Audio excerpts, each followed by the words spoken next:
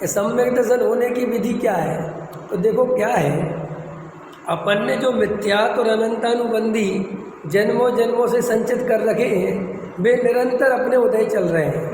और वे समझ लो उदय चल रहे हैं, ऐसा समझ लो उनका उदय और उनके उदय होने से आत्मा, जैसे समझ लो ये है, ये कर्म का है और ये आत्मा है, तो इनका उदय चल रहा है, तो समझ लो ऐसा उदय चल रहा है।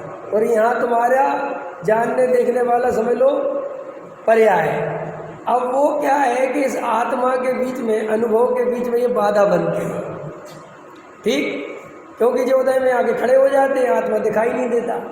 और जे जो ज्ञान की पर्याय है, जे उसके ऊपर है, समझ लो बीच में कर्म, नीचे आत्मा, सबसे ऊपर कौन है, ज्ञान की पर। तो वो पर को लक्ष्य बनाती रहती है, ठीक है, क्योंकि वो आत्मा को लक्ष्य बना नहीं पाती, क्योंकि जो बीच में कर्म है।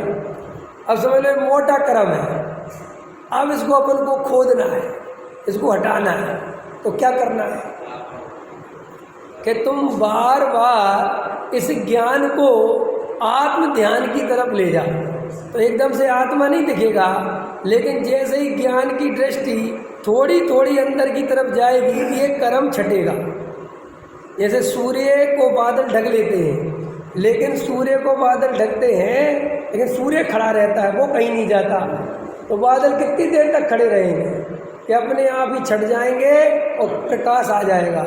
ऐसे ही जो जीव निरंतर तत्व अभ्यास करते हैं, 24 घंटे आत्मा के बारे में सोचते रहते हैं, उनके धीरे धीरे अपने आप ही कर्म का उदय ढीला पड़ता है। ये लिखा है टोनामल जी साहब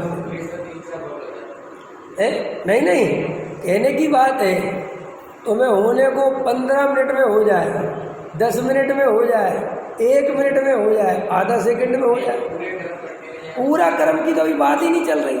अभी तो केवल दर्शन मोह को काटने की बात चल रही है, केवल सम्यक दर्शन की बात। पूरा कर्म तो वो बात की चीज़ है, अभी दर्शन मोह को समझो।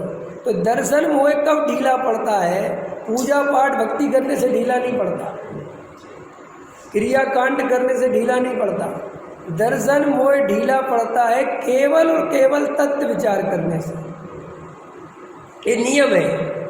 अगर आप 24 घंटे गहरा तत्व विचार करोगे, पूरी रुचि पूर्वक तत्व विचार करोगे, तो गारंटी से बिल्कुल दर्शन मोह छीड़ हो जाएगा और आत्मानुभूति प्रकट हो जाएगी।